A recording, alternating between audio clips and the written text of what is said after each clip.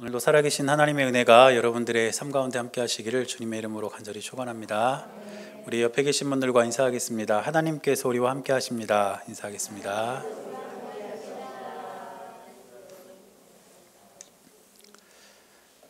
날씨가 점점 추워지고 있는 것 같아요. 그렇죠? 여러분 독감 주사 다 맞으셨어요? 네, 아직 안 맞으신 분들은 꼭 맞으시고 올 겨울 건강하게 잘 나시기 바랍니다. 우리 오늘 계속해서 시편 30편 말씀 함께 읽었는데, 문학에는 여러 형태가 있죠. 소설도 있고 수필도 있고 시도 있고 여러 가지가 있는데, 특별히 이 시는 사람의 마음에 깊이 이렇게 남겨지는 그런 울림이 있는 언어를 사용하는 것 같아요. 그래서 시를 읽다 보면 마음에 남는 그런 시 구절들이 종종 있는 것을 우리가 알게 됩니다. 그런 시 중에서 안도현이라는 시인이 있습니다. 그 시인이 지은 시가 너에게 묻는다라는 시가 있는데, 이 시의 첫 구절이 사람들에게 굉장히 많이 알려져 있어요. 저도 이제 이 시를 우연히 이렇게 읽다가 이 첫 구절을 저도 이렇게 기억하게 됐는데, 이 너에게 묻는다라는 시가 첫 구절이 어떻게 되냐면 이렇게 되어 있습니다. 연탄재 함부로 발로 차지 마라. 너는 누구에게 한 번이라도 뜨거운 사람이었느냐. 여러분 혹시 이 시 들어보신 적 있으신가요? 네, 없으세요? 네. 너에게 묻는다라는 이 시의 첫 구절이 저에게 굉장히 좀 인상적이었습니다. 왜냐하면 저는 연탄재를 함부로 걷어찬 적이 있었거든요.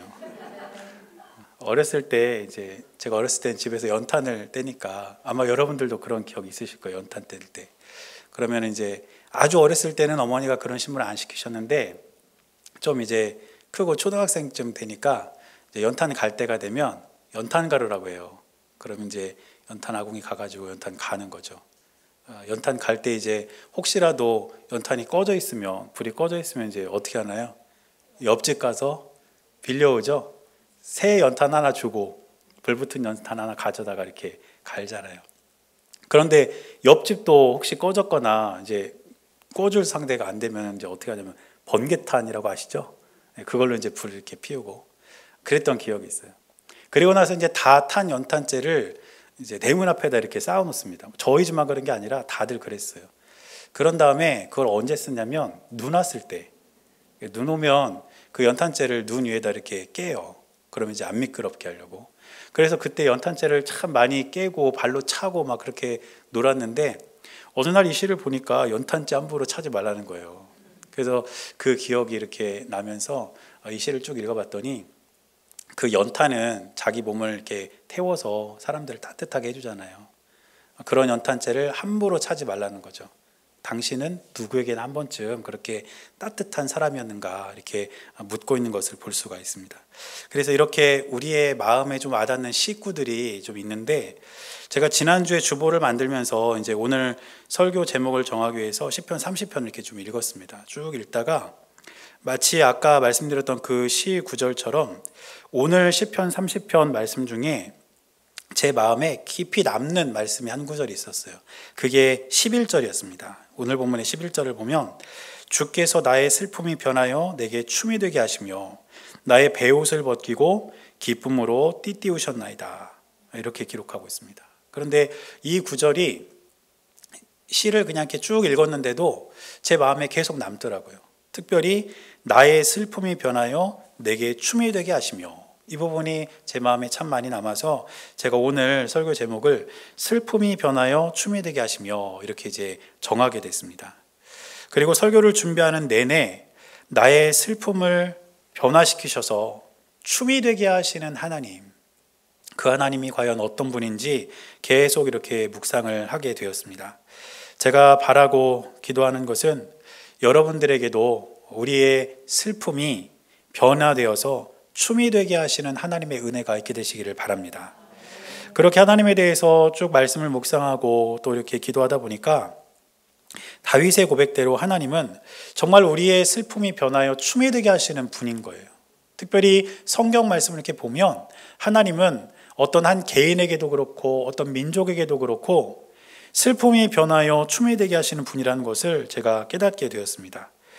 성경을 이렇게 쭉 읽어보면 이제 요셉의 일생을 한번 살펴보면 요셉이 어떤 삶을 살았습니까? 요셉은 처음에 형들에게 이제 팔려가게 됩니다. 형들에 의해서 다른 나라로 팔려가게 되고, 그렇게 팔려간 나라에서도 아주 힘든 그런 나날을 겪게 되죠. 그게 요셉에게 있어서는 슬픔이었을 겁니다. 그렇지만 결국에 하나님께서는 요셉의 그런 슬픔을 변하여 춤이 되게 하십니다.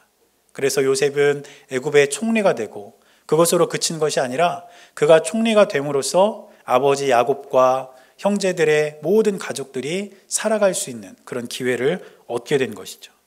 그래서 요셉의 삶을 보면 그의 슬픔을 변하여 춤이 되게 하시는 하나님을 우리가 발견할 수 있다는 것입니다. 또 이런 한 개인뿐 아니라 이스라엘 민족에게 있어서도 하나님은 슬픔이 변하여 춤이 되게 하셨습니다. 이스라엘 민족이 애굽의 노예로 지낼 때 그들에게 얼마나 큰 슬픔이 있었겠습니까?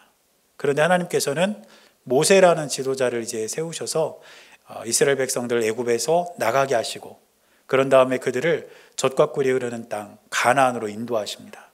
결국에 이스라엘 민족도 깊은 슬픔과 고통이 있었지만 하나님은 그 고통과 슬픔을 변하여 춤이 되게 하셨다는 것이죠. 또 역사가 더 흘러서 이스라엘이 멸망한 이후에 그들이 이제 바벨론의 포로로 잡혀가게 됩니다. 나라를 잃고 포로로 잡혀갔다는 것이 얼마나 큰 슬픔일까요? 그렇지만 하나님은 역시 그 슬픔의 상황을 그냥 두신 것이 아니라 바벨론 포로에서 이스라엘 백성들을 돌아오게 하심으로 그들이 고향 땅을 회복할 수 있도록 그들에게 춤을 추게 하셨다는 것입니다. 그리고 이런 것처럼 슬픔이 변하여 춤이 되게 하신 가장 결정적인 사건은 무엇이냐면 예수님의 십자가 사건입니다. 예수님께서 십자가에 돌아가셨을 때 제자들은 아마 모든 것이 다 끝나버린 것 같은 그런 슬픔에 사로잡혔을 것입니다. 그래서 실제로 베드로를 비롯한 제자들이 뿔뿔이 흩어지면서 자신이 원래 살았던 삶의 자리로 다 돌아갔습니다. 그런데 예수님께서 부활하심으로 말미암아 그들의 슬픔은 변하여 춤이 되었고, 예수님의 십자가 이후로 자신들의 삶의 자리로 돌아갔던 제자들이 순교를 각오하고 복음을 전하는 춤을 추는 그들의 인생이 다시 시작된 것입니다. 이처럼 우리가 성경을 통해서 발견할 수 있는 하나님이 그 슬픔을 변하여 춤이 되게 하시는 분이라면, 그 하나님을 동일하게 믿고 있는 저와 여러분들에게 있어서도 우리 주님은 우리의 슬픔을 변하여 춤이 되게 하실 줄로 믿습니다. 그래서 오늘 저와 여러분들이 이 시간 예배를 드리면서 우리 하나님께서 저와 여러분들의 삶 가운데 있는 그러한 슬픔의 요소들을 변화시켜 주셔서 우리의 삶 가운데 기쁨의 춤이 되게 하시는 귀한 은혜가 우리 모두에게 있게 되시기를 주님의 이름으로 간절히 축원합니다. 그래서 오늘 먼저 말씀을 보면 다윗도 역시 자신의 삶에서 이런 슬픔이 변하여 춤이 되는 경험이 있었던 것을 고백하고 있는 것을 볼 수가 있습니다. 오늘 우리가 읽은 본문의 1절을 보면 다윗은 하나님을 높인다 이렇게 말하면서 이 시를 시작하고 있는데, 2절과 3절까지 말씀을 쭉 읽어보면 다윗이 이렇게 하나님을 높이는 이유를 자신이 스스로 밝히고 있습니다. 다시 말해서 다윗의 슬픔이 변하여 춤이 되게 하시는 그 하나님을 지금 다윗은 찬양하고 있는 것이죠. 먼저 1절 말씀을 보면 다윗은 이렇게 말합니다. 여호와여, 내가 주를 높일 것은 주께서 나를 끌어내사 내 원수로 하여금 나로 말미암아 기뻐하지 못하게 하심이니이다. 여러분, 하나님께서 다윗에게 어떻게 하신 것입니까? 지금 다윗은 깊은 수렁에 빠져 있는 그런 상황이었습니다. 위기와 고통 가운데 있는 그런 상황이었던 것이죠. 그런데 하나님께서는 그런 다윗을 그 수렁에서 끌어올리셔서 다윗의 다른 원수들이 다윗을 비웃지 못하도록 하나님께서 다윗을 보호하셨다는 것입니다. 아마 무슨 일인지는 몰라도 다윗은 깊은 어려움에 있었던 것 같아요. 그리고 그 상황이 계속 지속이 되었다면 아마 다윗은 다른 대적들에게 조롱을 당하고 또 그로 인해서 하나님의 영광이 가려지는 그런 일들이 아마 있었을 겁니다. 그런데 하나님께서는 다윗을 그런 상황에서 끌어올리셔서 세상의 조롱거리가 되지 않도록 하셨다는 것입니다. 슬픔의 상황 가운데 있을 수 있는 다윗의 그 상황을 변화시켜서 다윗에게 춤을 추게 하신 것이죠. 또 이어지는 2절을 보니까 이렇게 고백합니다. 여호와 내 하나님이여 내가 주께 부르짖음에 나를 고치셨나이다. 다윗이 정확히 어디가 아팠는지는 몰라요. 몸이 아팠는지 마음이 아팠는지 모릅니다. 그런데 그 아픔이 몸이든 마음이든 아프다는 것은 슬픔과 고통의 시간입니다.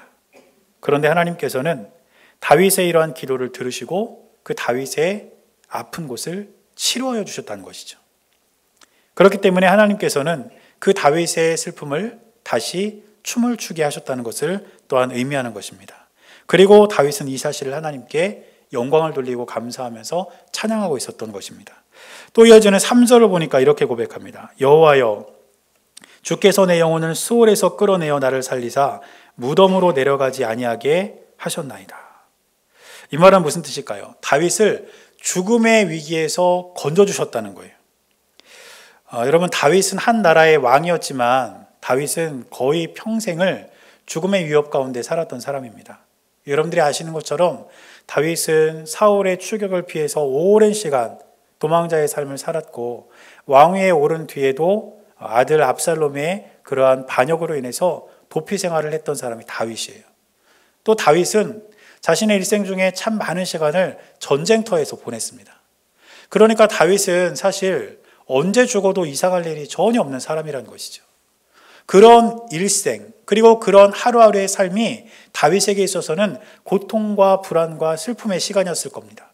그런데 하나님은 그런 다윗의 일상 속에서 그 슬픔과 그 고통과 그 불안의 시간을 변화시키셔서 하나님은 다윗으로 하여금 춤을 추게 하셨던 것입니다. 저는 다윗이 이처럼 자신의 삶에서 경험한 이 슬픔이 변하여 춤이 되는 은혜가 우리 모두의 삶 가운데도 있게 되시기를 주님의 이름으로 간절히 축원합니다. 그래서 하나님께서 우리의 삶 가운데 깊이 개입하여 주셔서 다윗에게 은혜를 베풀어 주셨던 것처럼 우리가 깊은 수렁에서 있을 때 우리를 끌어올려 주시고 우리의 몸과 마음이 아플 때 우리를 치료해 주시고 우리의 일상 하루하루의 삶 가운데 우리의 삶을 지켜주셔서 날마다 우리의 삶 가운데 함께 하시는 주님을 경험하며 살아가는 저와 여러분들의 삶이 될 수 있기를 간절히 바랍니다. 이처럼 우리는 슬픔이 변하여 춤이 되는 인생을 살아야 합니다. 그런데 우리가 살아가다 보면 이렇게 살아가지 못하게 하는 인생의 장애물들을 만날 때가 종종 있다는 것이죠. 우리의 슬픔을 변하여 춤이 되게 하시는 그 하나님을 향한 믿음을 우리가 잘 지켜나가면서 우리가 그렇게 살아가야 하는데 그렇게 못하게 하는 인생의 장애물들이 있다는 겁니다. 그런 장애물 중에 첫째는 낙심이고 또 하나는 교만입니다. 이 낙심과 교만은 우리가 하나님을 바라보지 못하도록 우리의 눈을 가립니다. 그리고 이 낙심과 교만은 우리의 슬픔이 변하여 춤이 되게 하신 하나님을 신뢰하지 못하도록 우리의 마음을 흔들 때가 또한 있다는 것이에요.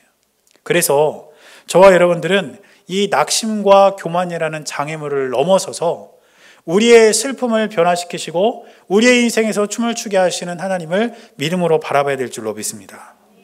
그래서 우리가 먼저 살펴볼 것은 이제 낙심인데 오늘 5절을 보니까 다윗은 이렇게 고백합니다. 그의 노염은 잠깐이요 그의 은총은 평생이로다. 저녁에는 울음이 깃들일지라도 아침에는 기쁨이 오리로다. 말씀을 보니까 다윗이 뭐라고 이야기하냐면 저녁에는 울음이 깃든다 이렇게 표현하고 있습니다. 우리는 대부분 울음이 깃든 저녁의 삶을 살 때가 많습니다. 사람마다 이유는 다 다르겠지만 남몰래 울음을 삼키는 일들이 우리의 삶 가운데 있다는 것이죠. 그런데 문제는 울음이 깃든 저녁에만 우리의 삶이 그대로 머물러 있다면 우리는 낙심하게 된다는 것입니다. 우리의 삶 가운데 울음이 깃든 저녁의 삶을 살 수밖에 없고 그런 삶 속에서 우리가 울음을 삼키는 그러한 고통이 있을 수 있지만 거기에만 우리의 마음이 머물러 있고 거기에만 우리의 시선이 집중되어 있으면 우리의 마음이 낙심되게 된다는 것입니다. 그리고 그 낙심은 우리의 마음만 병들게 할 뿐 아니라 우리의 몸도 상하게 합니다. 그래서 우리는 울음이 깃든 저녁에 머물러 있을지라도 우리가 바라봐야 할 것은 무엇이냐면 기쁨의 아침을 기대하고 소망해야 된다는 사실을 꼭 기억하시기를 바랍니다. 우리는 보통 하루를 어떻게 생각하냐면 아침부터 저녁까지를 하루로 여깁니다. 그렇죠? 아침에 일어나서 이제 하루를 시작하면서 그날 하루가 이제 출발이 되는 겁니다. 그리고 낮 동안 이제 일을 하고 여러 가지 우리의 삶을 살다가 껌껌한 어둠이 이렇게 들이오는 저녁이 되어서 집에 가서 씻고 또 저녁 식사하고 이렇게 누우면 하루가 끝나는 거예요. 그래서 우리의 상식에서 하루는 아침부터 저녁까지가 하루입니다. 그런데 이 하루를 우리의 인생에 비유를 해보자면 처음에는 좋은 일이 있었는데, 즉 아침이 시작되니까 태양이 뜨는 그런 좋은 일이 있었는데 결국 인생의 끝에는 어둠의 그림자가 찾아온다고 비유할 수가 있습니다. 그런데 성경의 하루 개념은 우리가 상식적으로 여기는 이와 같은 하루 개념과 정반대입니다. 우리는 아침이 먼저지만 성경에서는 저녁이 하루의 시작이 됩니다. 즉 어둠이 빛보다 먼저라는 거예요. 그래서 창세기의 창조 이야기를 보면 하나님께서는 하루하루 창조를 마치실 때마다 그 하루를 닫으시면서 선언하시는 것이 있어요. 우리 한 군데만 찾아 읽어보겠습니다. 창세기 1장 5절입니다. 이렇게 기록합니다. 하나님이 빛을 낮이라 부르시고 어둠을 밤이라 부르시니라. 저녁이 되고 아침이 되니 이는 첫째 날이니라. 둘째 날, 셋째 날, 넷째 날도 다 똑같아요. 하나님께서 말씀하신 하루는 저녁이 되고 아침이 될 때 하루가 끝나는 겁니다. 성경은 이처럼 저녁이 하루의 먼저입니다. 다시 말해서 울음이 깃든 저녁이 먼저라는 것이죠.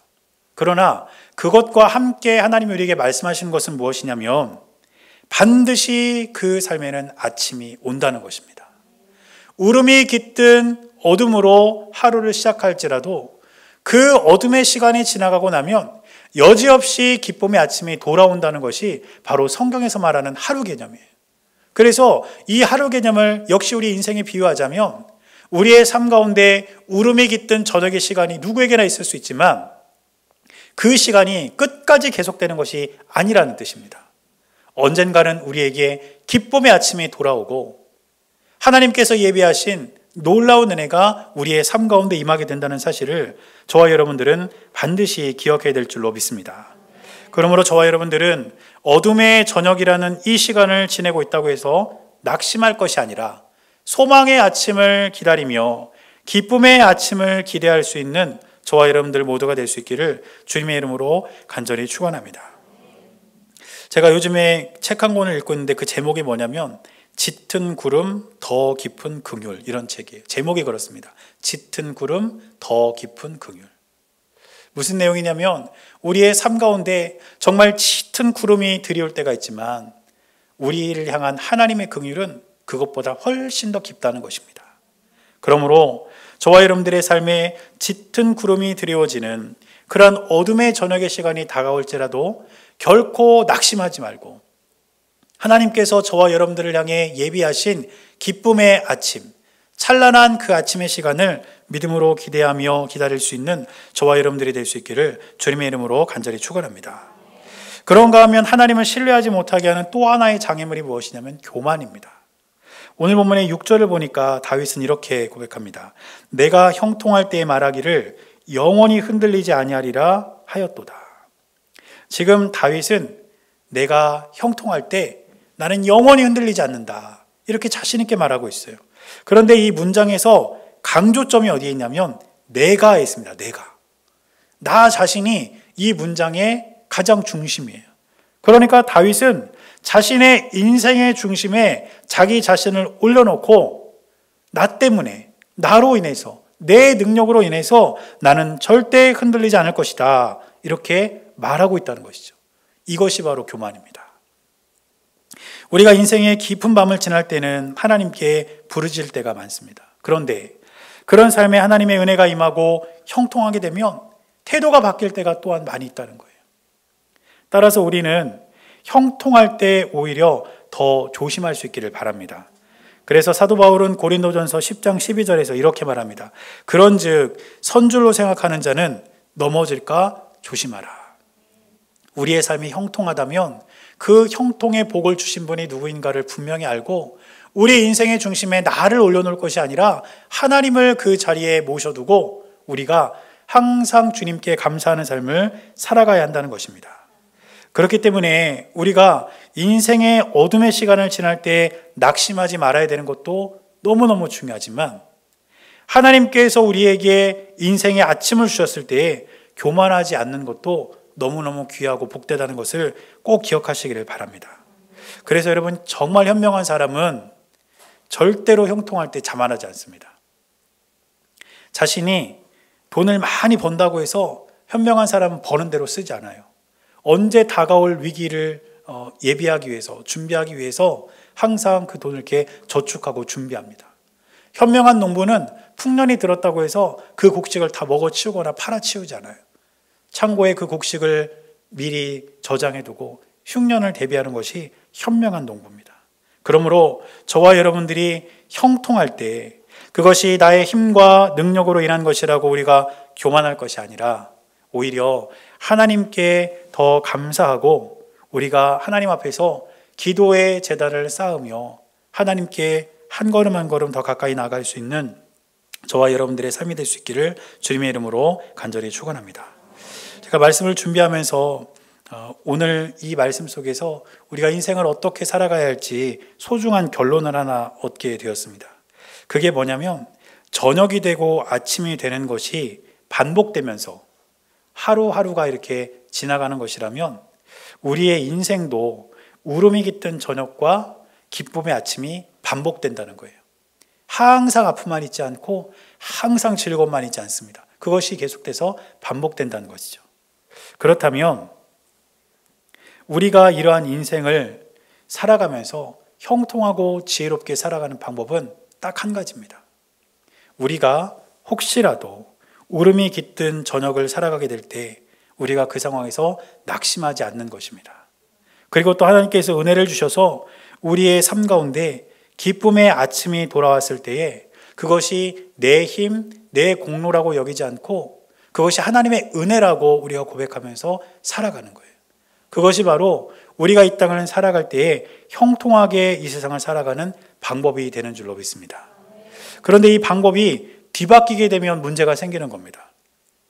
울음이 깃든 저녁이 되었을 때 우리가 낙심해버리고 하나님의 은혜를 주셔서 우리가 형통하게 되었는데 그것이 마치 내 힘과 내 능력인 것처럼 우리가 자만하고 교만하게 된다면 우리는 결코 형통한 삶을 살아갈 수가 없다는 것입니다. 그러므로 저와 여러분들은 항상 하나님께서 우리에게 주시는 은혜의 삶을 살아가면서 울음이 깃든 저녁에 낙심하지 않고 주님을 바라보며 기쁨의 아침이 우리에게 돌아왔을 때에 우리를 형통케 하신 하나님께 겸손한 마음으로 감사하며 살아갈 수 있는 귀하고 복된 삶이 저와 여러분들 모든 삶 가운데 있게 되시기를 주님의 이름으로 간절히 축원합니다. 그래서 오늘 다윗의 고백처럼 우리의 슬픔이 변하여 춤이 되게 하시는 하나님, 그 하나님이 항상 우리의 삶 가운데 함께 하셔서 여러분들의 삶 가운데 있는 슬픔들을 다 변화시켜 주셔서 기쁨의 춤을 추며 하루하루를 살아갈 수 있도록 우리의 삶을 그렇게 인도해 주시기를 주님의 이름으로 간절히 축원합니다. 기도하겠습니다. 사랑하는 하나님, 우리가 이 땅을 살아가며 겪는 일들이 많습니다. 또 그 일들로 인해서 우리가 때로는 슬픔의 저녁, 어둠이 깃든 울음이 깃든 시간을 우리가 살아갈 때가 있음을 주님 앞에 고백합니다. 그러나 우리가 그 상황에서 낙심하지 않게 하시고 오히려 우리에게 기쁨의 아침을 주실 하나님을 기대하며 하루하루를 믿음으로 살아가게 하여 주옵소서. 그리고 우리에게 그 시간이 다가왔을 때에 우리는 하나님께 감사하며 영광 돌리게 하시고 모든 것이 주님의 은혜임을 고백하며 살아가는 주님의 귀한 자녀들이 될 수 있도록 우리의 삶을 인도하여 주옵소서. 주님께서 함께하여 주시고 인도하여 주실 것을 믿으며 살아계신 예수님의 이름으로 간절히 기도드렸습니다. 아멘.